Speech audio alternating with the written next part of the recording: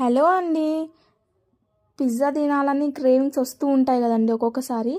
కానీ పిజ్జా అనేది కొంచెం టైం టేకింగ్ ప్రాసెస్ కదండి. సో ఇన్స్టెంట్గా పిజ్జా క్రేవింగ్ పోవడానికి ఒక ఇన్స్టెంట్ రెసిపీ చెప్తానండి. నా వీడియోస్ మీకు యూస్ఫుల్ అనిపిస్తే please like, share and subscribe అండి.